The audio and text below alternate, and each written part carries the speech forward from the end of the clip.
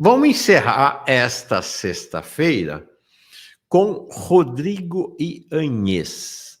Se você assiste o Farol Brasil, talvez já conheça o Rodrigo Yanez. Inclusive, saiu agora uma entrevista, uma conversa dele com o Jones sobre o Vietnã. Eu adorei, inclusive, adorei. Fiquei fanzaço do Rodrigo nessa conversa, mas já tinha visto ele outras vezes. Rodrigo Yanez é um historiador diferente, um historiador que é guia de turismo, um negócio diferente, mas muito interessante, né? O Rodrigo, ele se apresenta como um guia historiador brasileiro e ele atua onde? Na Estrela Vermelha, que é a agência de turismo que tem esta parceria aqui com o Farol Brasil. Então, é com ele que nós vamos conversar agora. Quero saber muita coisa. Quero virar cliente da Estrela Vermelha. Acho que muita gente aqui tem interesse, né? A Kátia aqui já dizendo, ansiosa para assistir a entrevista. Eu também. Rodrigo, muito bem-vindo, homem. Muito obrigado, Mauro, pelo convite. Bom dia a todos. Bom dia. Eu queria falar sobre você, sobre a Estrela Vermelha, antes de falar sobre as viagens. E o Pedro Marcato, imagino que ele já viajou, dizendo que quem não viajou com eles, viaje, é muito massa. Deve ter viajado com vocês já. Então, Pedro Marcato está aqui com a gente. O TZ Barros diz, Rodrigo é excelente. Em qual parte do mundo ele está? Você está onde agora, Rodrigo? Eu estou em Taiwan, aqui 8h30 da noite, estou em Uhum, Taipei. Essa legal. vida é assim, na estrada o tempo todo. Uhum. Tem a parte romântica e a parte nem tanto, né? Aqui com a camisa amassada, numa espelunca de Taipei, dando entrevista de noite. Você está aí trabalhando com um grupo. Não, eu estou no intervalo entre duas viagens, né? Acabamos de Ah, chegar do do Vietnã, né? Vietnã, que o Jones foi Uhum. conosco. E eu estou daqui, eu vou para a Ásia Central para planejar o nosso roteiro novo do ano que vem pelos países, pelos as ex-repúblicas soviéticas da Ásia Central, lá na Rota da Seda, Uzbequistão, Cazaquistão, Quirguistão. Vai ser ano que vem, essa. Tá. Legal. Bom, antes de falar de Rodrigo, eu quero falar de Rodrigo, vamos falar da Estrela Vermelha. Está aqui o site da Estrela Vermelha, é simples, tá? estrelavermelha.com. Está aqui a página inicial, olha aqui. Transiberiana 2025, Viagem dos Sonhos. Aí tem China, tem os destinos. Aurora Boreal, olha, dá tempo, gente. Em fevereiro de 2026, Aurora Boreal no Ártico. Agora em janeiro, Cuba. Aqui estão China em março, Cuba em abril de novo, Rússia, 81 anos de vitória sobre o nazismo em maio de 2026, o Irã em abril de 2026, Geórgia e Armênia, mas com a opção Azerbaijão em 2026, Transiberiana em setembro. Isso já foi, setembro de 2025. Rodrigo, conta, ok, Mongólia e suas estepes, de Gengis Khan ao legado revolucionário. Rodrigo, o que é essa Estrela Vermelha? Conta para nós. Bom, Estrela Vermelha é um projeto que eu tenho junto com o Cauê Araújo, que surgiu, na realidade, de uma percepção que eu tinha e de uma necessidade. Eu já trabalho com turismo há mais de 10 anos, baseado na Rússia, né? Eu sou historiador formado em Moscou, na Universidade Estatal de Moscou, onde eu moro há 14 anos, com Você especialidade mora em em História da União Moscou, é isso? Soviética. Moro em Moscou, estou Quando baseado em Moscou. você mora em Moscou. É, ultimamente cada vez menos, mas Uhum, a minha base, minha casa é lá em Moscou. perfeito. E eu estudei lá, me formei, eh, tratando de temas ligados à história da União Soviética no geral, em particular do período do Stalin. E trabalhando com turismo, eu acabei percebendo um interesse muito grande de alguns grupos por história soviética, que é algo que na Rússia eles acabam ou tratando de uma maneira um tanto exótica, né, como uma curiosidade, ou simplesmente deixando de lado diante do legado histórico que eles têm do Império, Isso né, na dos própria grandes Rússia? palácios da igreja. A Rússia, se você pegar um guia russo, geralmente ele vai dar um enfoque no Império, que é algo mais vistoso, né? Aqueles grandes palácios, as igrejas. Tá. A União Soviética acaba sendo deixada no segundo plano. E eu reparei que muitos viajantes brasileiros reclamavam desse aspecto, né? Queriam ver mais temas ligados à história soviética. Isso somado a uma necessidade que surgiu primeiro com a pandemia, depois com o início da guerra da Ucrânia, é, né, razões pelas quais os brasileiros deixaram de chegar com tanta facilidade na Rússia, fez com que a gente tivesse essa ideia de uma agência de turismo focada em temas ligados à história do socialismo no antigo bloco socialista e em países socialistas contemporâneos. Por isso que o nosso catálogo acaba se concentrando nesses países. Cuba, Vietnã, vamos realizar Irã, que tem uma história ligada, né, a essas lutas contra o imperialismo, e a gente foca nesses aspectos. Né? Eu, como historiador, desenho os roteiros pensando em apresentar a história das revoluções locais, a história dos processos históricos que Perfeito. levaram ao, ao socialismo ou, enfim, até mesmo o fim do socialismo nesse país. Uhum. Então, vocês organizam roteiros, então, que com esse caráter histórico a partir, né, é que nem nós aqui, né, Rodrigo? Não tem nada escondido, não. É um roteiro feito por gente de esquerda, por gente comuna, né, por marxistas, para abordar a história das experiências socialistas no planeta, é isso? O nome da empresa já é um filtro, né? Pois é, Estrela já Vermelha. indica, né? Não tem muito para onde fugir.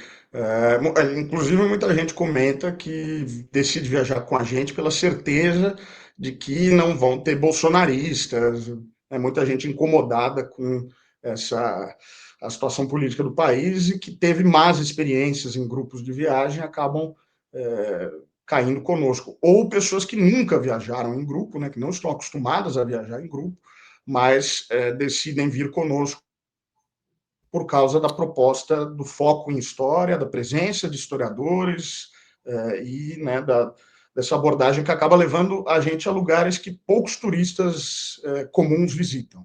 Né? Uhum. Olha, interessante, né? Porque realmente está completamente fora do esquadro, né? Do que a gente pensa como turismo, né? É uma outra maneira de olhar o turismo.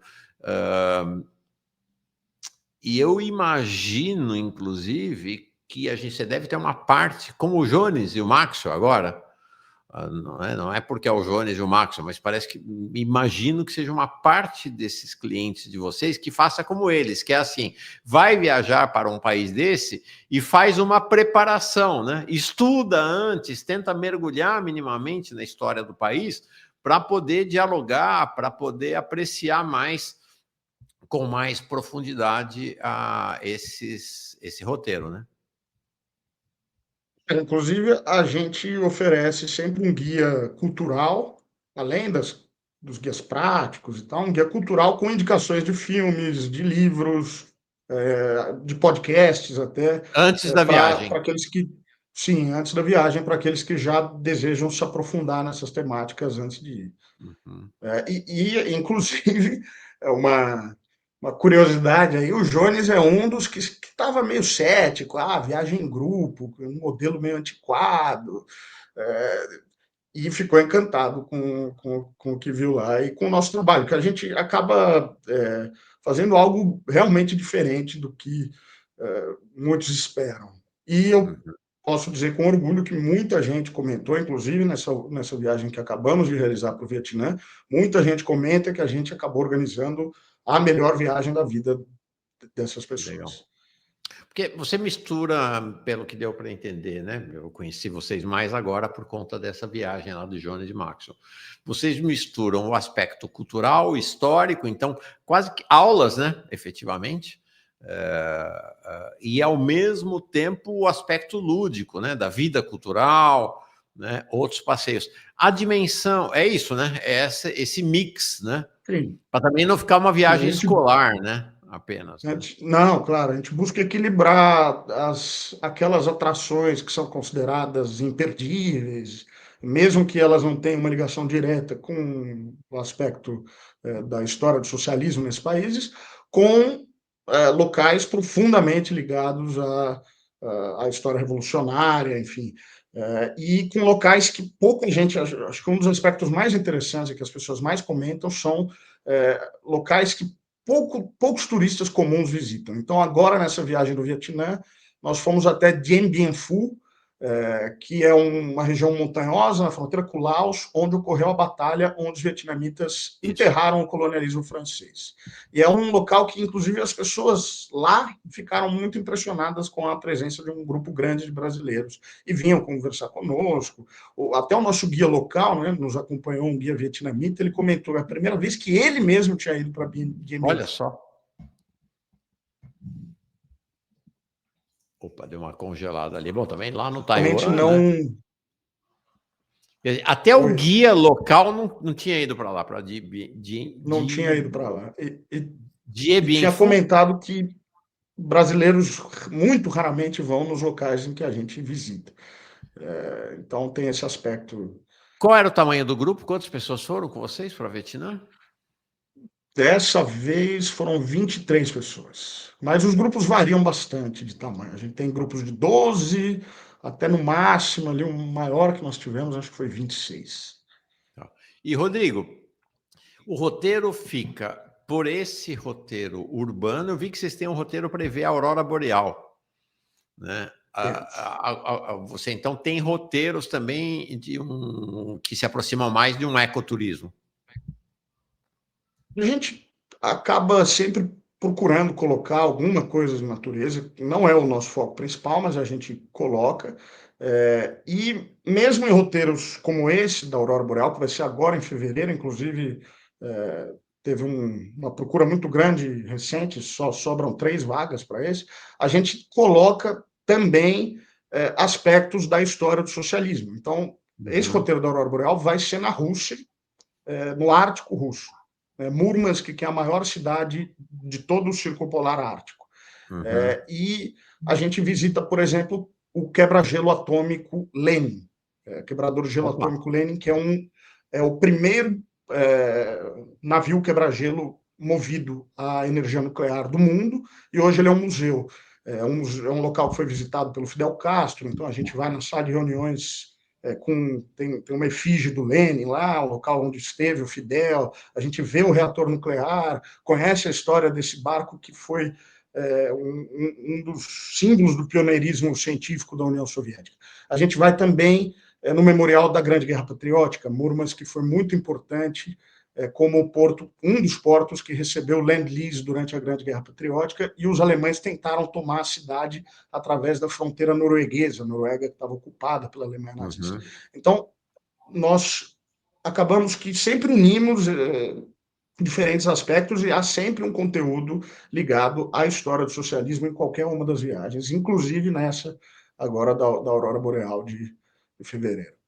Legal. Deixa eu ler aqui umas mensagens que chegaram, que é eu deixei para trás, às vezes eu deixo, a gente ficou inebriado aqui pelas entrevistas, desculpa.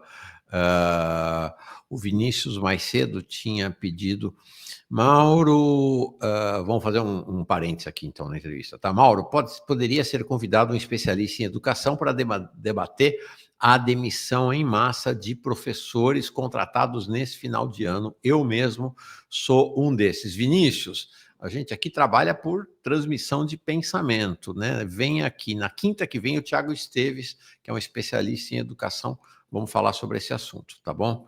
O 8K IPS em euro, tá lá para o YouTube captar o internacionalismo do canal. Tá em algum canto da Europa aí mandando a colaboração dele, 2 euros para nós, obrigado demais.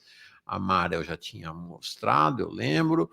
O Olavo Bilac dizendo: o governo privatizou até a diplomacia do Brasil. Pois é, privatizou. Agora o Joesley substituiu o Mauro Vieira na diplomacia brasileira, lá nos Estados Unidos, na Venezuela, sabe lá Deus onde mais. Fernando Coutinho mandou super sticker. Rodolfo Pinto Stamp O também. Rodolfo viajou conosco. Ah, o Rodolfo viajou com Rodolfo vocês? Ah, olha aí, foi legal. conosco para Bielorrússia, Belarus e Rússia.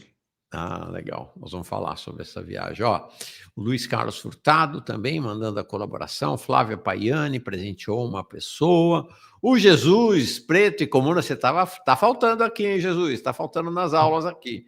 Já não está na hora do Lula pendurar as chuteiras? Acho que não pensei isso, não.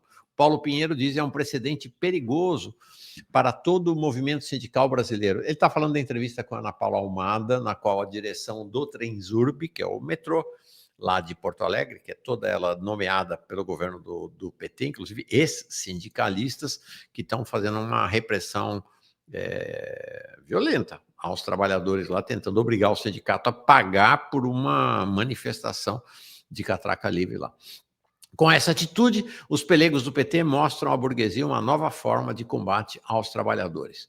O Admilson Pacheco Duarte, em outras estatais federais, sindicalistas pelegos e governistas babam ovo de um governo neoliberal. A gente falou sobre isso lá no caso da Petrobras, por exemplo, né? Mas na hora da eleição de 2026, todos viram de esquerda. Surreal Brasil, o Lula está nessa fase de esquerda agora.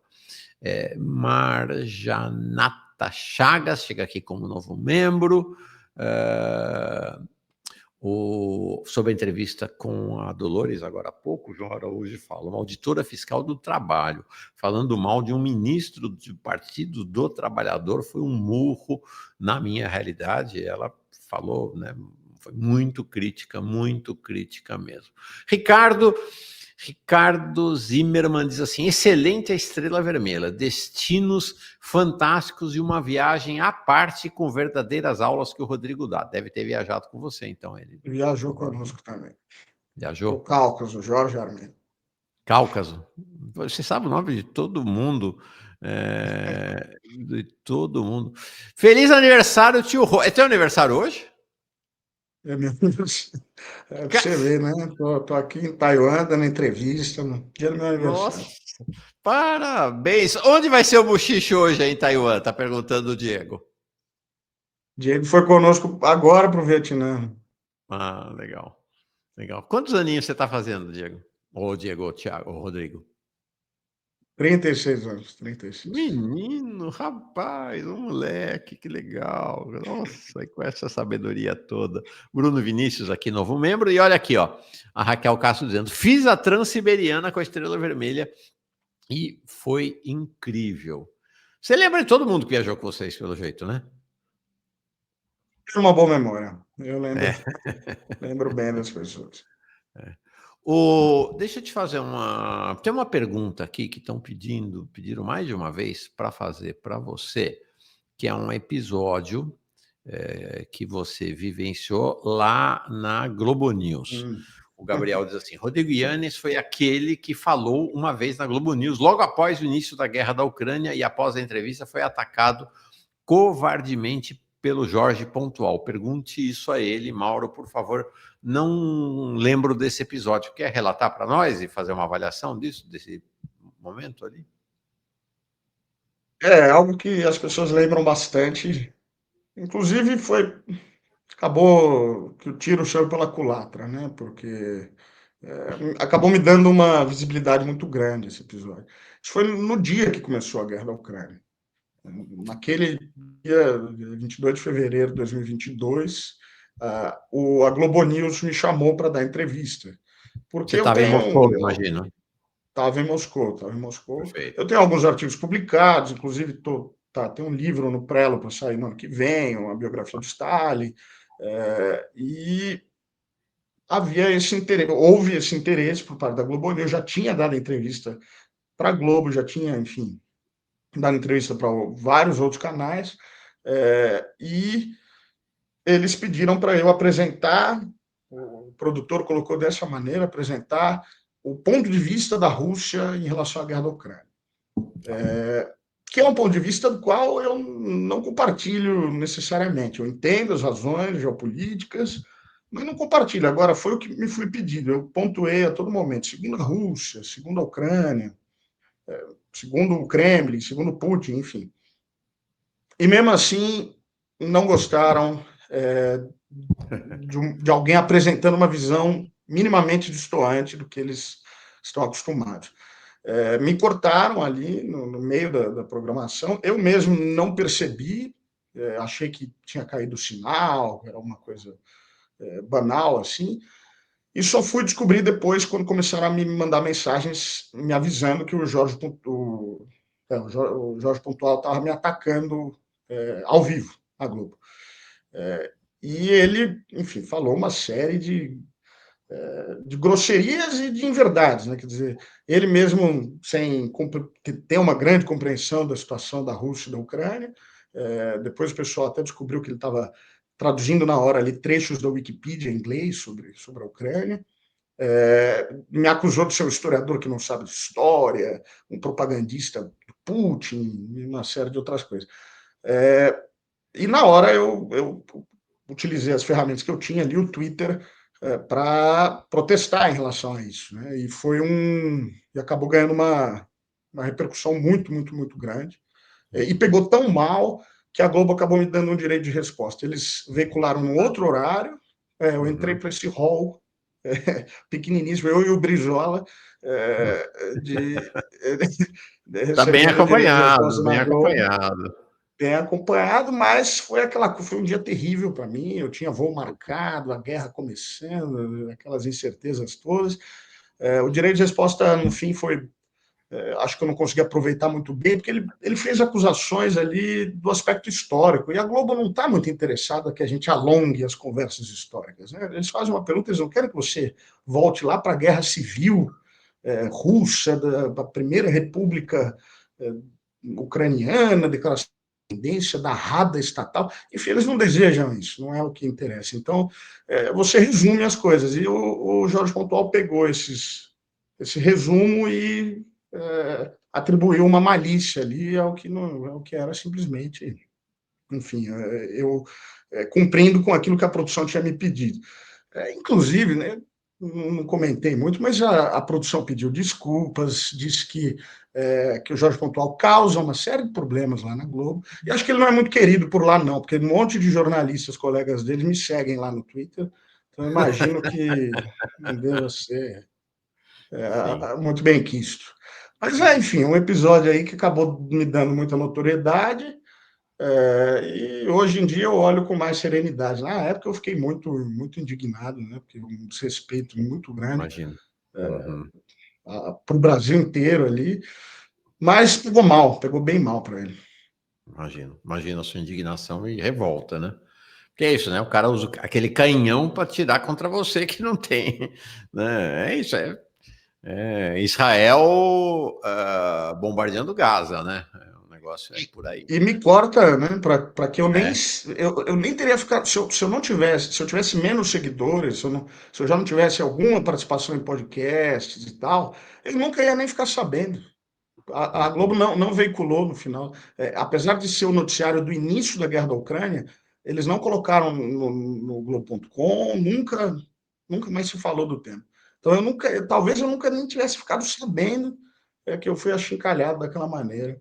Ele manda cortar e aí ele bate quando a pessoa não claro. pode nem responder. Não, com a certeza, a tranquilidade de que é isso, né? Que você sumiu na poeira da história ali, que ele pode bater à vontade, né? Porque você sumiu na poeira da história ali, no caso do sumiu, né? Não sumiu. O Rodrigo, deixa eu colocar questões aqui que o pessoal está pedindo. Eu imaginei que ia ter muitas questões e a gente vai entremeando as questões com alguns temas que eu vou trazendo aqui. A Ana diz assim: Rodrigo, poderia falar sobre o roteiro da Transiberiana para eu me animar? Que é o roteiro de fevereiro, é isso? A Transiberiana? Transiberiana a gente vai lançar agora, o roteiro de Tá. 2026, e vai ser em agosto, Ah, que em é ali agosto. verão, Tá, verão russo. tá. É. Transiberiana já vai Ah, ser a teve terceira um, edição que a gente desculpa, teve faz. um em setembro de 2025 e agora Teve vai um em ter outra em setembro agosto de agora, 2026. vai Tá, ser em agosto em 2026. fala. Transiberiana é um dos meus roteiros favoritos. E hoje em dia a Estrela Vermelha é a única agência brasileira fazendo essa rota, operando essa rota, né? Porque há uma série de dificuldades por causa das sanções, de reserva e tal. E é uma rota que assim, posso estar enganado, mas modéstia à parte, acredito que eu sou o brasileiro que melhor conhece. Já fiz 5 vezes diferentes trechos ali da Transiberiana, Transmongoliana. E eu acho que o que mais surpreende na Transiberiana, todo mundo que viaja conosco, é que é uma viagem sobre a imensa diversidade da Rússia. A Rússia é um país com mais de 190 grupos étnicos, com mais de 140 línguas. Aquela ideia do russo eslavo que a gente tem, ela é muito reducionista. Né? As pessoas chegam lá em Moscou e veem uma sociedade absolutamente cosmopolita, e a Transiberiana ela revela muito desses aspectos, porque a gente tem 10 paradas no caminho, algumas delas, por exemplo, é a cidade de Kazan, no Tatarstão, uma das cidades mais modernas da Rússia, muito rica por causa do gás natural e do petróleo. Capital do Tartaristão, o povo lá é o povo tártaro, eles são muçulmanos. Uma das maiores, dos maiores cartões postais da cidade é uma mesquita de teto azul dentro de um Kremlin branco. Né? Kremlin não é só em Moscou, Kremlin é uma fortaleza medieval que tem em várias cidades da Rússia. A gente visita também a cidade de Ulan-Ude, que é o povo Buriati, é um povo muito, muito próximo dos mongóis, é um povo que professa o budismo e o xamanismo siberiano, lá na região do Lago Baikal, o lago mais profundo do mundo, o maior mosteiro budista da Rússia, fundado pelo Stalin, autorizado a fundação pelo Stalin lá em 1945. Visitamos Birobidzhan, que é o Oblast Autônomo Judaico, é uma tentativa de criação de um Estado judaico 20 anos antes de Israel, ali na década de 20, pela União Soviética. Então, acho que o grande tema da viagem da Transiberiana é a diversidade tremenda da Rússia. E as pessoas não esperam que são cidades tão grandes, tão pujantes, no meio da Sibéria, e com características tão diferentes umas das outras. É uma viagem É a fantástica. E maior termina lá em ferrovia do mundo. Vladivostok, É a maior ferrovia o do mundo maior, ainda maior hoje, ferrovia né? do mundo. São Aqui. 9.288 quilômetros de Moscou a Vladivostok. Vladivostok que Ó, fica a cerca de 60 quilômetros da fronteira com a Coreia do Norte. Então é uma viagem, assim, é um quarto da superfície do diâmetro da Terra percorrido aí de trem. a Transiberiana, então, é essa linha vermelha aqui, tá? Que vai lá no canto direito, vocês estão vendo Vladivostok, e logo abaixo aquela mancha cinza é a Coreia do Norte. Acho que Moscou nem entra no mapa aqui de tão longo que é, É, né? Mas um pouquinho mais Moscou para a está logo no esquerda começo. da Moscou. Vocês fazem o trajeto todo, Rodrigo? Ou não? A gente faz o trajeto de Moscou a Vladivostok com 10 paradas no caminho. Caceta, quanto tempo? 25 dias de viagem. Caraca, que legal. É É uma um viagem trem que tem que confortável? ser, tem que ser longa, senão. É um trem muito confortável. Tem duas opções de classe: cabines de quatro, tipo, dois beliches, ou cabines de duas camas. Uhum. E muitas vezes tem restaurante no trem, bar, enfim, o pessoal acaba gostando bastante, se acostumando com uma viagem de trem, que é muito, muito cômodo. Uhum. É que para nós aqui no Brasil é algo estranho, né? Aqui no Brasil não, a gente não tem, né? Não tem viagem de trem aqui no Brasil, né? Não tem viagem de trem no Brasil. Pois é. Não, é uma Muito viagem fantástica. E a gente vai lançar nessa semana o roteiro de 2026, em agosto, na tá, Transiberiana. perfeito. Você disse que você está armando esta viagem você está indo para armar a viagem Ásia Central. Ásia Central. Que viagem é essa que você está Ali falando? embaixo, né, tá mostrando ali Astana, Almaty, Tashkent, são as ex-repúblicas da Ásia Central soviéticas. A gente está planejando para setembro do ano que vem. Vamos ver se tudo der certo, a gente lança aí no início do ano que vem. Tá. A Ásia Central é, deixa eu ver se eu acho aqui um mapa para mostrar para vocês. Quais são os países, então, que serão É o visitados? Cazaquistão, Uzbequistão e Quirguistão. Ah, É uma viagem que vai unir dois períodos históricos muito distintos, né?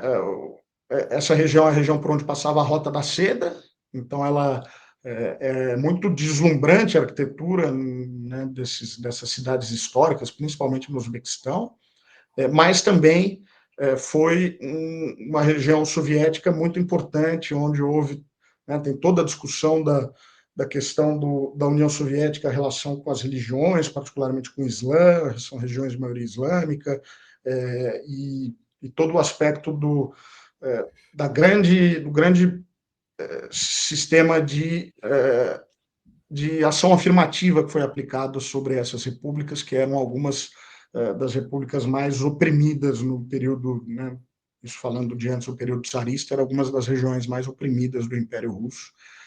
E, espera lá, calma então, lá, calma lá. Bom, primeiro deixa eu mostrar aqui a região, né, para onde do que você está falando, né? Isso aqui, né? isso, exatamente, Tá? isso. E veja que é isso, né? Você tem a Rússia de um lado, o Irã do outro, o Afeganistão, o Paquistão, a China, ufa, e uma região A região estratégica, muito importante, muito importante. incendiária, né? Então, estão vendo aqui Apesar o de Cazaquistão. pouco conhecida, eu acho que acaba surpreendendo, principalmente a arquitetura das cidades históricas do Uzbequistão é absolutamente deslumbrante. São as cidades da Rota da Seda, né? As cidades Sim. que conectavam a China ao Ocidente, levando seda, porcelana. E aqui vocês vão fazer da antiga Rota da Seda, né? Não da nova. Antiga, antiga, antiga. Mas a Tá. nova também passa por lá. A Vai nova passar também por passa lá. por lá. Cazaquistão, É. Uzbequistão e Turcomenistão, que vocês vão E fazer isso ou não? Quirguistão. A Ah, gente vai fazer o Kirguistão. Quirguistão. Tá. Então, Talvez o Tajiquistão, mas estamos ainda em planejamento. tá bom. Agora, você falou algo que eu desconheço. Nunca tinha ouvido falar, para falar a verdade. Você falou de ações afirmativas da União Soviética nesta região. Do que você está falando? Explica para nós. A União Soviética foi pioneira em ações afirmativas, né? Principalmente no período inicial da Revolução, uma política que era chamada política de karenizácia, ou de enraizificação, se a gente fosse numa tradução livre. É, e não só na Ásia Central, mas na Ucrânia, por exemplo. Então, é curioso, essa questão está absolutamente ligada a temas importantes agora na guerra com a Ucrânia. Num primeiro momento, houve um apoio muito grande para o florescimento dessas culturas locais e grande apoio para o desenvolvimento do ensino da língua. Se no Império Russo, por exemplo, o ucraniano era proibido, o belorrusso eram proibidos de ser ensinados nas escolas, nessa década de 20 e início da década de 30, havia cotas para funcionários do partido que falassem ucraniano.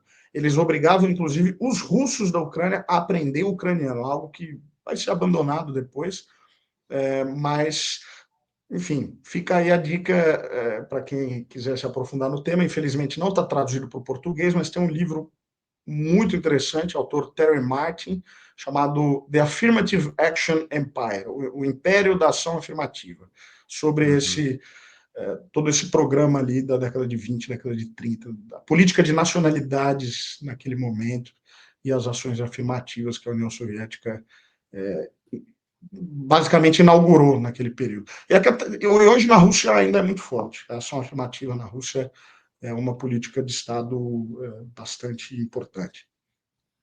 Importante se dizer porque tem um segmento progressista e da esquerda crescentemente ignorante e que dizem que ação afirmativa é tudo identitarismo, é tudo, né, e despreza e menospreza, não tem nada a ver, né, uma coisa com outras. Ações afirmativas são, de fato, ações de ação afirmativa de identidade, mas elas não, elas estão inseridas no contexto de uma lógica de luta de classe, se forem feitas com viés marxista ou socialista, né? Claro. Olha, tem mais duas perguntas aqui. Pedro Marcato, que já viajou com vocês. Rodrigo, qual país, qual passeio você considera imperdível? Seja pela paisagem, pela história, pela comida ou pelo povo? Você falou da Transiberiana. É a Transiberiana ou tem outro? Que é o seu xodó? E outros. Hoje a China, eu acho que é o que surpreende as pessoas, né? A China China. surpreende, as pessoas ficam absolutamente chocadas com o que encontram. E a gente está lançando mais, a procura está tão grande que a gente vai abrir mais um roteiro para a China em junho do ano que vem. Marcado Tá. para junho, estamos para lançar também nesses dias, porque foi uma demanda muito grande, muito recente, que acabou fazendo a gente abrir esse roteiro extra. Mas eu acho que eu vou ter que falar do Cáucaso, que é mais uma região pouco conhecida, assim como a Ásia Central, pouco conhecida dos brasileiros, uma região um pouco, inclusive, menosprezada, mas que, para mim, é uma das viagens mais fantásticas que alguém pode fazer, né? Geórgia, Armênia e Azerbaijão. Essas montanhas, uma imensa cadeia de montanhas entre o Mar Negro e o Mar Cáspio, na fronteira de três grandes impérios: Rússia, historicamente, né? Rússia, Império Persa e Império Otomano. Então, com características muito diversas, povos muito diversos, muito orgulhosos, povos antigos, né? A Armênia é o primeiro país a adotar o cristianismo, o primeiro estado a adotar o cristianismo na história, a Geórgia é o segundo, o Império Romano seria apenas o terceiro, então, uma região com profundas contradições, repúblicas soviéticas, né? Stalin nasceu na Geórgia, a gente visita a cidade natal do Stalin, enfim, e a gente consegue fazer uma viagem muito variada, com história antiga, com arquitetura antiga, medieval, com montanhas, paisagens naturais, algumas das montanhas mais bonitas que eu tive a oportunidade de visitar, uma comida maravilhosa, que acho que as pessoas não imaginam, mas uma das minhas culinárias favoritas no mundo é a culinária Sim. georgiana. Vinho, a Geórgia produz vinho com método próprio. No mundo existem dois métodos de fabricação de vinho: o método europeu e o método georgiano. São dois. Eles enterram os vinhos em grandes recipientes de barro e a fermentação ocorre com a casca da uva lá. Então a gente tem um dia dedicado totalmente ao vinho nessa viagem, Olha e só. misturando história soviética. Então, nesse dia dedicado ao vinho, a gente vai visitar um túnel de vinhos escavado dentro da montanha, de 7 quilômetros total de comprimento, cuja função original, a escavação foi realizada pela empresa de metrô de Tbilisi, a função original seria abrigar um bunker nuclear, para a liderança soviética na Guerra Fria. Depois que foi convertido, eles desistiram desse plano e na década de 60 foi convertido numa grande adega de vinhos. Então, é uma viagem realmente fabulosa, a viagem do Cáucaso, que está marcada para novembro do ano que vem. Novembro, estou vendo aqui já. Deixa eu botar na tela. Então, gente, se você gostou da dica, estão vendo aqui, né? Geórgia, Armênia, Azerbaijão, aqui o Mar Cáspio na direita, o Mar Negro na esquerda, tá? É sensacional. E aqui tá, deixa eu tirar. Eu vou trocando aqui as coisas, às vezes eu estou planejando colocar uma no ar aqui, mas você vem com outros assuntos aqui, eu preciso rapidamente mudar a escolha. Então está aqui Cáucaso, onde está aqui a estrela vermelha? Está aqui. Tá, então aqui é a viagem de novembro de 2026, então... Gente, tem que ir planejando. Para embarcar numa viagem dessa, difícil a pessoa resolver umas 2, 3 semanas antes, né? Demanda um planejamento, né? Pior é que para nossa infelicidade, que é um problema muito grande que a gente tem, as pessoas têm decidido Em as coisas cima em da cima hora. da hora. E Uhum. às vezes é muito complicado para a gente. Por exemplo, a gente tem uma viagem em maio, que já vai ser a terceira edição que a gente faz, que é para ver a Parada da Vitória em Stalingrado, né, Sim, no dia 9 de maio. É um evento que é muito procurado pelos russos. Stalingrado, lá em Moscou, você não consegue ver a parada. A parada é muito restrita, ela é fechada, a avenida principal da Tverskaya, que é onde os tanques ficam estacionados para entrar na praça, ela fica toda fechada, não deixam transeuntes passarem. A própria Praça Vermelha fica fechada, o embaixador brasileiro, por exemplo, é convidado, mas a esposa não é convidada. É tão restrito que, enfim, os lugares são muito bem determinados. Então, um viajante comum, de jeito nenhum, que vai conseguir assistir a parada. Então, a gente opta por ir a Stalingrado, onde a gente consegue chegar perto né, das máquinas, dos soldados e assistir mesmo a parada militar. Porém, os russos sabem disso, né? Os estrangeiros muitas vezes não sabem e vão para Moscou e acabam passando certo perrengue lá no dia 9 de maio. Mas os russos sabem disso, e os russos vão em massa para Stalingrado. É sempre uma dificuldade para reservar hotel lá, que a cidade não tem assim, não comporta tantas massas de turistas. Mas essa também é uma viagem fantástica, porque toda focada na história da Grande Guerra Patriótica, que é um tema que eu conheço muitíssimo, né? Estudei muitíssimo. É, e a oportunidade de ver, né, essas cidades fantásticas, Moscou, São Petersburgo, Leningrado, né, e Volgogrado ou Stalingrado, que é uma coisa. As pessoas não imaginam. Stalingrado, o memorial da Batalha de Stalingrado é a maior estátua feminina do mundo, representando uma é. figura feminina no mundo. Para ter uma ideia, ela carrega uma espada, assim, a mãe pátria chama o nome da estátua. Para ter uma ideia, apenas a estátua tem a altura do Cristo Redentor do Rio de Janeiro. É uma coisa. Apenas a estátua ou a espada? A espada, apenas A a espada. espada. Nossa, A espada impressionante. empunhada por essa figura feminina imponente tem a altura do Cristo Redentor. É assim, uma coisa inacreditável. Você fez referência, Rodrigo, de que os guias turísticos russos locais, em geral, privilegiam o período imperial em detrimento do período soviético, que Uhum, vocês fazem uma opção bem diferente, né, com foco no período soviético. uhum. Bom, e você mora na Rússia e você estudou lá na Rússia, né? Você não está agora em Moscou. Como é que é isso na Rússia? Existe um processo de apagamento da memória do período socialista? Não existe. O socialismo ainda é uma presença na vida cotidiana das pessoas. Há um movimento que pensa restaurar o socialismo ou não. Isso não é um tema na Rússia. Dá um pouco do cenário atual na Rússia para nós, desse ponto de vista, né? Tem muitos cenários para falar da Rússia, né? Tem a guerra da Ucrânia, tem um monte, tem o BRICS, tem um monte de coisa, mas sobre essa questão da Rússia e o socialismo.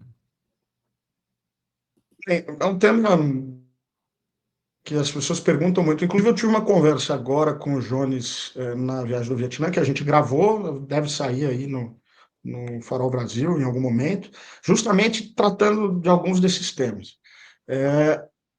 E pode ser, acho que para muitas pessoas acaba sendo um banho de água fria, mas existe sim um processo, eu diria, parcial de apagamento do que foi o período soviético. Uhum. As novas gerações absolutamente desinteressadas. Você vai encontrar muitos símbolos passeando por Moscou, pelas cidades russas, estátuas do Lenin, principalmente no metrô, ali símbolo, foice e martelo, isso a gente encontra. Agora, os russos atualmente conseguiram desassociar isso muitas vezes do socialismo. O que existe hoje é um culto à Grande Guerra Patriótica.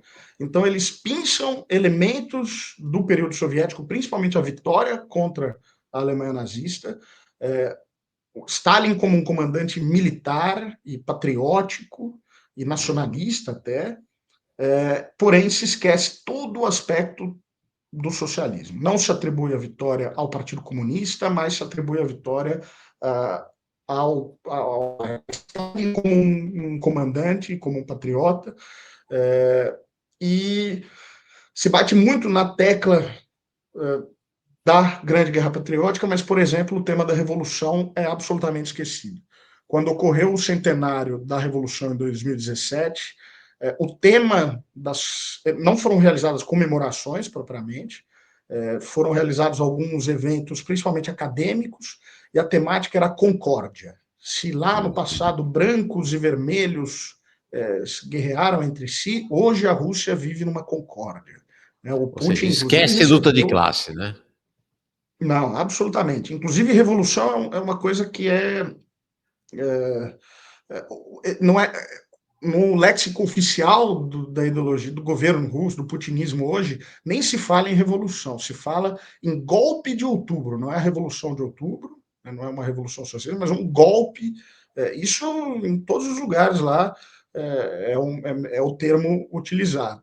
E a revolução é apresentada como algo absolutamente indesejável, que só traz crise, miséria, guerra. Então, né, em 2017 isso ficou muito claro. Né? O tema foi a concórdia, não houve comemorações, a Igreja Ortodoxa percorreu o país com relíquias de mártires que morreram nas mãos dos bolcheviques. O Putin recebeu já de presente da neta do general Denikin, um dos generais brancos mais vis, mais sanguinários. Ela recebeu o cap do general Denikin como um símbolo, né, desse, né, do patriotismo russo. E o próprio Putin, no discurso mesmo em que ele anuncia a guerra da Ucrânia, ele fala de Lenin como um russófobo, como alguém que entregou terras russas, historicamente russas, para minorias étnicas. Então, a Rússia vive essa tensão. Eles pegam alguns aspectos muito específicos do período soviético, com uma intenção de se valer da nostalgia e também inflar o patriotismo, e esquecem todos os outros. Né? Existe um movimento comunista relevante na Rússia hoje, não? O Partido Comunista é o segundo maior partido. Ele já foi um partido de oposição ao Putin, hoje ele é um partido da base do Putin. É um partido muito envelhecido, a liderança, o principal líder é o Gennady Zyuganov, que tem para lá de 85 anos. E é um partido que basicamente abandonou a perspectiva revolucionária. A tese central hoje do partido é que o governo Putin, pelas circunstâncias, será obrigado a fazer uma guinada à esquerda. Então, o que eles fazem? Eles sentam e esperam essa guinada à esquerda, que Já ouvi falar, já ainda ouvi não tem essa história em chegado. outro lugar. Já ouvi essa história em outro lugar. Pois é. É, tá, Ah, entendi. e a gente está sentado esperando. Cuba. Cuba. Você, esses roteiros para Cuba você faz também? Cuba, eu já fiz alguns roteiros, não estou mais fazendo, porque a gente está trazendo um pessoal especializado na América Latina, Ah, tá. para, inclusive, ampliar os nossos roteiros pela América Latina. Mas eu já fiz, e no futuro eu devo fazer alguns, né? Mas já fiz duas vezes, já fui duas vezes com a Estrela Vermelha. E Cuba é muito interessante porque as nossas duas datas elas pegam festividades muito importantes nacionais cubanas. Então, o nosso roteiro de janeiro ele termina no dia dedicado à figura do José Martí, grande Uhum. revolucionário anti-imperialista, anticolonialista cubano. É uma figura muito reverenciada em Cuba, uma figura que, inclusive, as pessoas acabam se surpreendendo. Quem não conhece muito da história cubana chega lá, né, quem não conhece a ojeriza que o Fidel tinha ao culto à personalidade, imagina que vai chegar lá e é Fidel para tudo que é lado, e chega lá e não, é José Martí para tudo que é lado. José Martí é uma figura muito venerada. Então a gente participa dessa festividade que é a Marcha das Tochas, a Marcha de Uhum. las Antorchas, que sai da Universidade de Havana, as massas, né, os cubanos carregando tochas, né, de noite, e faz uma grande caminhada. Inclusive, participei duas vezes dessa marcha, liderada pelo Raul Castro. Raul Castro na frente, a gente fica bem próximo do início, né, da marcha, e as duas vezes a gente teve a oportunidade de ver o Raul liderando ali a Marcha das Tochas. E o roteiro que a gente tem de abril, né, termina no início de maio, no 1º de maio. E a gente, da Estrela Vermelha, tem a oportunidade de ficar no palanque, lá na Praça da Revolução, na frente do Memorial José Martí, ao lado da liderança do Partido Cubano, Legal. Partido Comunista de Cuba. Então, são duas datas assim muito particulares e são viagens muito emocionantes, né? Cuba está numa situação Situação bastante dramática em Cuba, né? Dramática. dramática. Nós que temos essa parceria aqui com o Farol Brasil, tem um programa no Farol Brasil Entre Isso. Blocos, que Vamos lá. infelizmente eu não consigo não consigo ter uma regularidade tão grande por causa desse monte de viagem que eu faço. Porém, o primeiro programa foi dedicado à situação de Cuba, a Isso. situação complicada que Cuba está vivenciando. Quem tiver interesse em conhecer mais do nosso trabalho, a gente tem esse programa, né, Entre Blocos, e recentemente saiu aquele que eu acho que foi, na minha opinião, o melhor que nós já gravamos, uma entrevista que eu fiz com um grande amigo, Tomás de Barros, Assisti. sobre a questão da democracia no Bloco Socialista. O Tomás, que é um cara brilhante, professor lá da Sciences Po de Paris, Eu assisti a entrevista, recomendo sensacional mesmo. vivamente. Ó, tá aqui. Essa é a playlist do programa da Estrela Vermelha aqui no que é a parceria, né, entre o canal, o portal, o Farol Brasil e a Estrela Vermelha. O último programa, esse de 2 semanas atrás, Existe Socialismo Democrático. Antes, o Vietnã é socialista? Vou fazer essa pergunta de novo daqui a pouquinho para ele. Depois, este é um país que deu certo pós-fim da União Soviética. Então, vendo que são temas que a gente dialogou aqui, né? Você pode assistir o programa, aí já é um programa de 50 minutos, então bem mais alongado. Armênia pós-soviética e o primeiro programa de 7 meses atrás, a Revolução Cubana vai cair. A Revolução Cubana vai cair, Rodrigo, ou não? Que não, e acho que não, mas a situação é dramática. Eu falo bastante desses temas. Essa é a lógica do YouTube. Teve um pessoal que ficou ofendido com o nome do programa. Como assim, a Pois Revolução é. vai cair? Mas essa lógica cruel do YouTube, a gente precisa de um chamariz aí sensacionalista. Uhum, Ou a gente encaixa ou se certo. ferra. Ó, outra playlist que vocês podem acessar, tá aqui, é a playlist da viagem ao Vietnã, tá? Então, aqui a viagem ao Vietnã, deixa eu botar na tela, peraí, tá aqui. Tá, então tá aqui a playlist desses vídeos todos, né, que o Jones foi lançando na preparação e durante a viagem, né? Então tá lá, Brasil, são já 23 vídeos. Brasil, Vietnã e Revolução Brasileira, 2 dias atrás. Último dia em Dien Bien Phu, um vídeo de 1 minuto e 23, praticamente. 9h48, melhores momentos da viagem do Vietnã, a batalha. Esse aqui eu super recomendo, Ho Chi Minh e a Revolução Vietnamita, uma conversa de 42 minutos entre Jones e Rodrigo sobre o papel do Vietnã, e aí tem vários vídeos, né? Contradições do socialismo de mercado no Vietnã, de 1 semana atrás, 8 dias atrás, 18 minutos, muito interessante também. E aí tem aqui cenas da viagem também nessa playlist, tá? Que começou 3 semanas atrás, o que vamos fazer no Vietnã, o Janes contando qual era a pegada da viagem dos dois, né? Recomendo muito a conversa que vocês tiveram, e aí junto à conversa que vocês tiveram com o vídeo do Entre Blocos sobre o Vietnã é um país socialista? É um país socialista.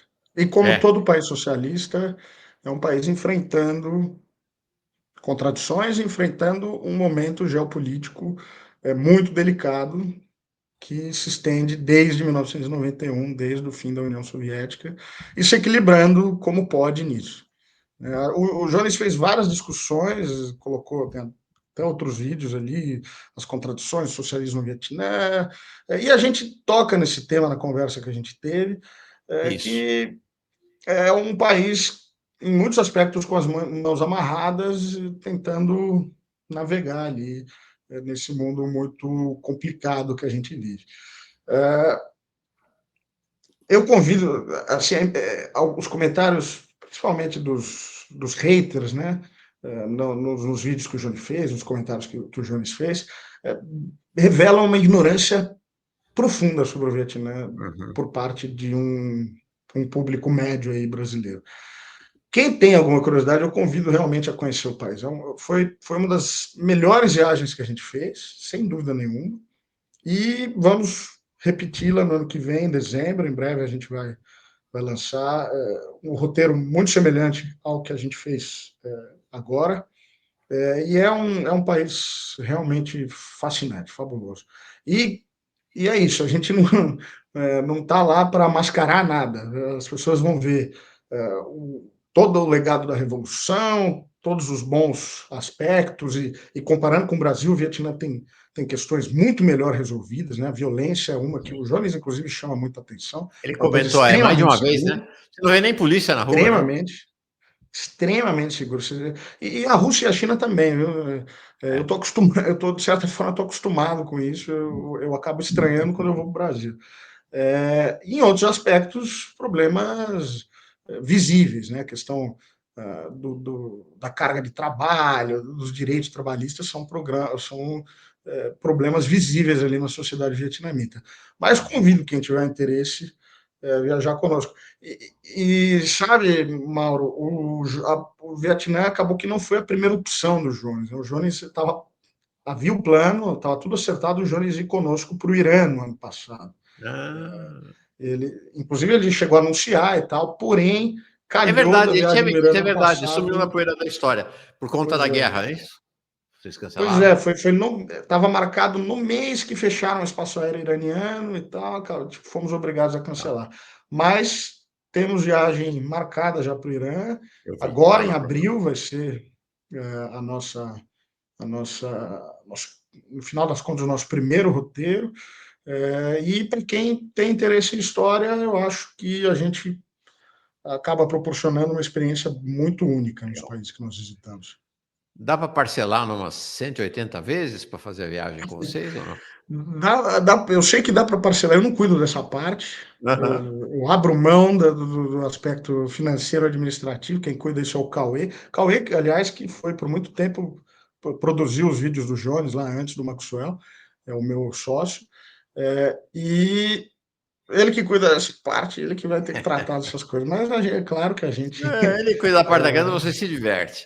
Sempre Rodrigo, no trabalho, né? eu sei. Alô. Ó, o Sandro pergunta para você assim: a Estrela Vermelha não pensa em contemplar o continente africano? Pensamos. Pensamos, inclusive a gente comentou com o grupo, com gente que veio falar conosco aqui nesse grupo. A gente tem ideia, por exemplo, de fazer Angola, né? Angola que tem uma história Sim. revolucionária muito interessante, e vários aspectos que permanecem. Até hoje tem um mausoléu do Agostinho Neto, ele já não está embalsamado, foi enterrado, mas permanece como um centro dedicado à história do Dr. Agostinho Neto, o líder do movimento pela libertação de Angola, um grande revolucionário angolano. Tem Cuito Cuanavale, que é a maior batalha do século XX, depois da Segunda Guerra Mundial, pouco comentada, mas uma batalha que foi fundamental até mesmo no fim do apartheid na África do Sul, né? Enfim, a gente tem essa ideia. O problema hoje na Estrela Vermelha é que a gente tem um funil, que sou eu, que Aham. vou em quase todas as viagens, e realizo o planejamento, mas a gente está estudando Ampliar. a possibilidade de aumentar a nossa equipe para conseguir focar em outras regiões. Ó, a Adriana Alckmin mandou aqui um super sticker e antes disso ela Viajou mandou um conosco aqui, né? comentário. Já viajei com a Adriana, Estrela Vermelha 5 vezes. 5 vezes. Recomendo muito. Cliente frequente. Tem desconto. E olha que a gente só tem 2 anos de funcionamento. Hein? Essa viagem do Vietnã marcou os 2 anos da primeira viagem E da ela Estrela já foi Vermelha. 5 vezes com vocês. 5 vezes. Caceta, Adriana. Legal. Muito legal. O Idlo Boy diz: abração do Hector, Rodrigo. Difícil de escutar a entrevista no trabalho, mas vou ver depois. Até as Billy Hector Nights do viajou, Cáucaso. Hector viajou 2 vezes conosco também, China e Vietnã. Legal. Eu acho que, ó, Mauro, uma modéstia à parte, tanta gente repetir roteiros num Pois período tão é, curto, cara. 2 anos apenas de existência, a gente está fazendo alguma coisa certa ali, É né? sinal de que o negócio é bom. Não, eu tô aqui, meu, me coçando para embarcar numa viagem com vocês. Eu preciso de férias. Vamos ver, ano que vem vai ser meio complicado com essa eleição aí. E grana, né? Mas isso aí são dois problemas menores, né? De tempo e dinheiro. A Beatriz Andrade, ótimo programa Entre Blocos, assisto sempre. Assistam, eles são muito legais, muito interessantes. Ministério Imaginário não consegui ouvir a primeira frase. Ele disse que é socialista? Sim, disse que o Vietnã é socialista. A China é socialista? É socialista. Se o Vietnã é socialista, a China é socialista. O Vietnã caminhou, trilhou uma trajetória ali muito semelhante à da China, muito, inclusive, inspirada na da China, né? Uhum, Essa das reformas. E com contradições tremendas e que me incomodam. Não vou dizer que não me incomodam, incomodam bastante.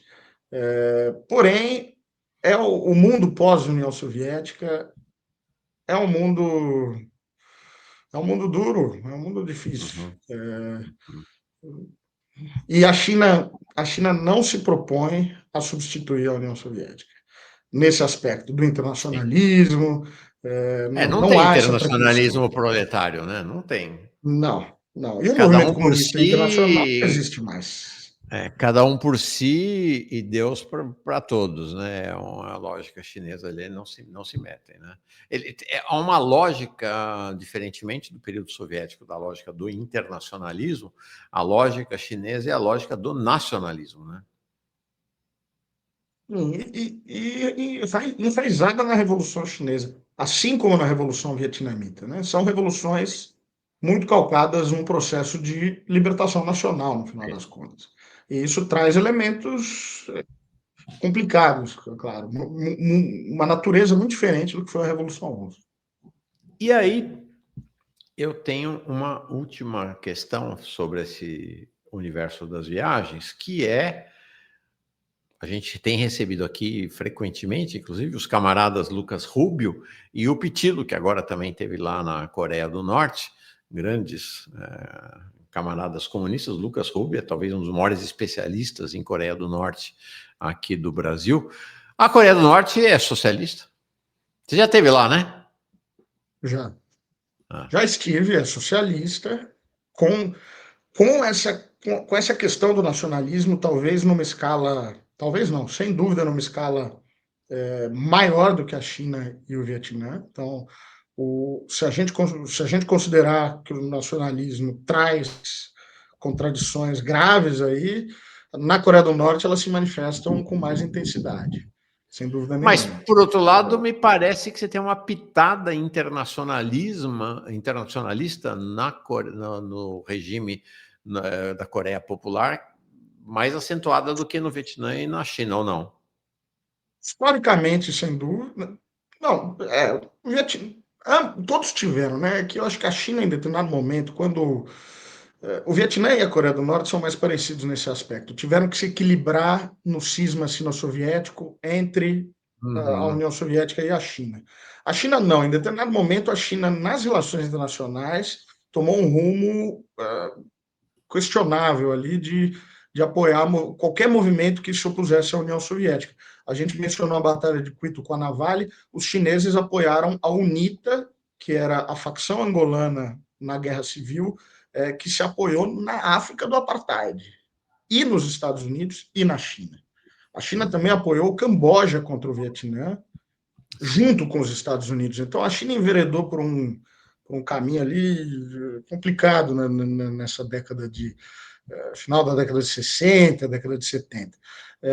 A Coreia e o Vietnã não, né? A Coreia e o Vietnã estavam se equilibrando ali, mas sempre a Coreia formou muitos africanos, a Coreia tinha uma relação muito boa com Cuba, Vietnã, a mesma coisa, né? O livro do Fernando Moraes, A Ilha, começa justamente com o Fernando Moraes chegando no aeroporto em Havana, encontrando um imenso outdoor em apoio ao Ho Chi Minh e à luta vietnamita Sim. no contexto da guerra lá. Então, são situações diferentes. Acho que a China, nesse aspecto, tem que ser separada do Vietnã e da Coreia.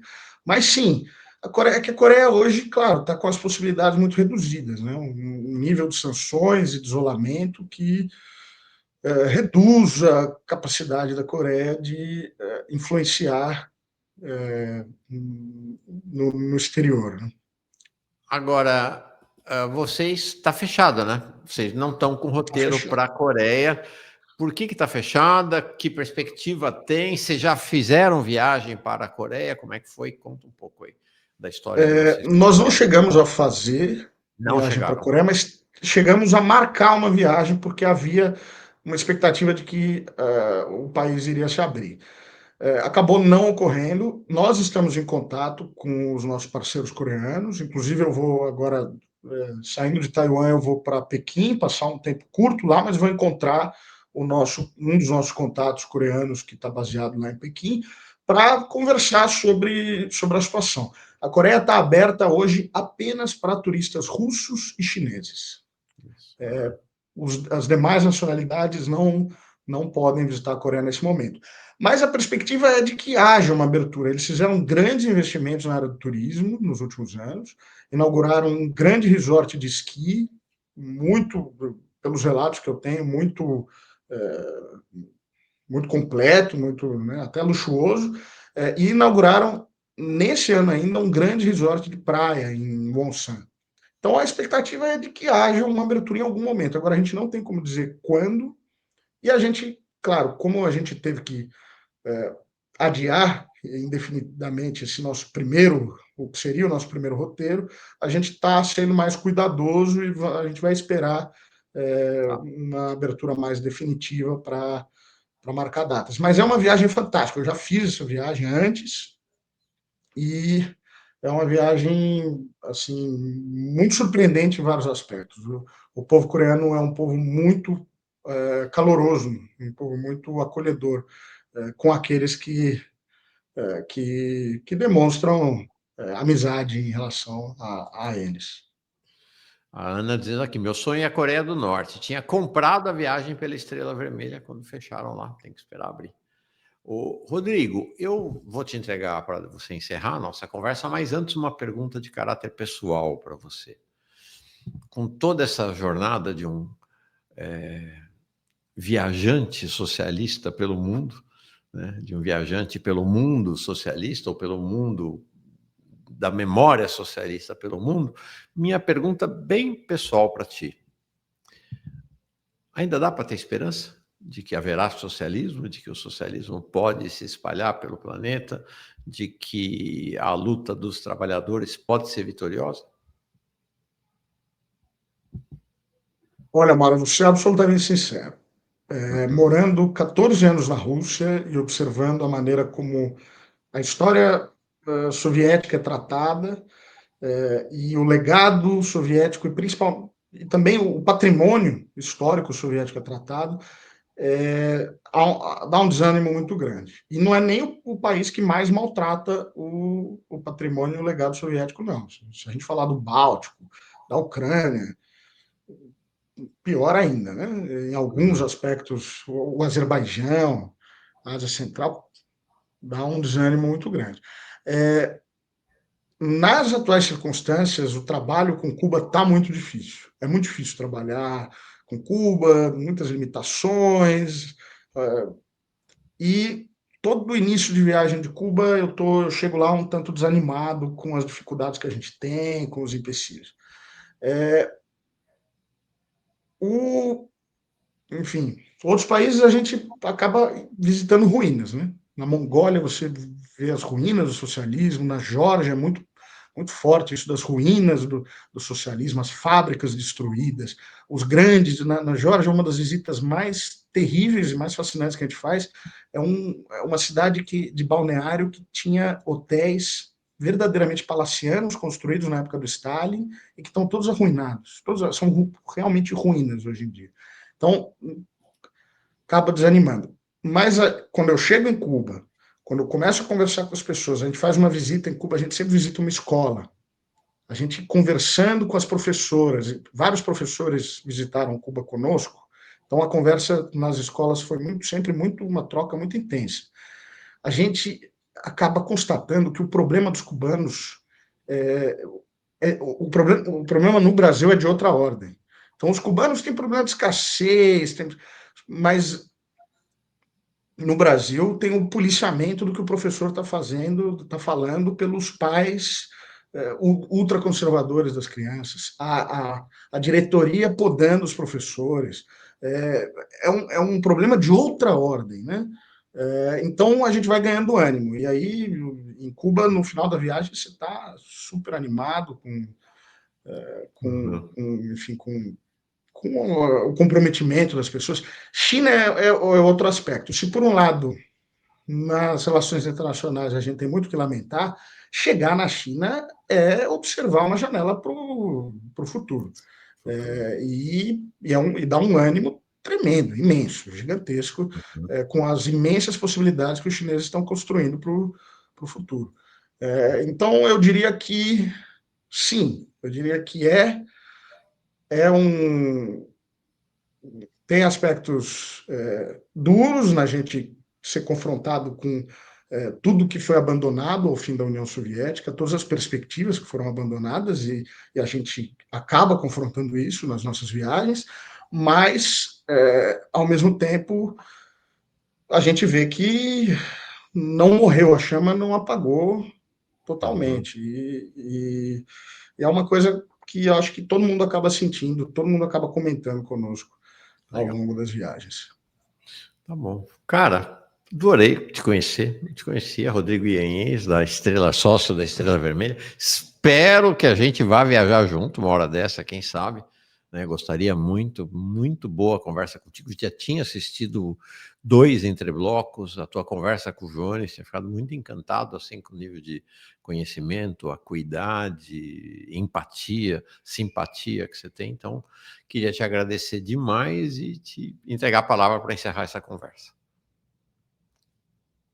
Eu que agradeço muito o convite. É um prazer poder apresentar aqui esse nosso projeto no Farol Brasil, com quem a gente tem essa parceria, né? Ficou se especulando muito. Quem financia Jones Manuel? Bom, essa viagem no Vietnã, quem financiou fui eu, meu parceiro Cauê, a Estrela Vermelha, e a gente não tem muito a esconder, empresa pequena, começando, 2 anos apenas, mas é uma parceria que tem nos trazido muita felicidade. Eu espero que ela se aprofunde, né? Eu lamento para as pessoas que assistem o Entre Blocos que eu não consiga ter uma regularidade tão grande, mas a gente faz um programa com carinho ali e tem saído coisa muito boa e vai sair em breve mais coisas.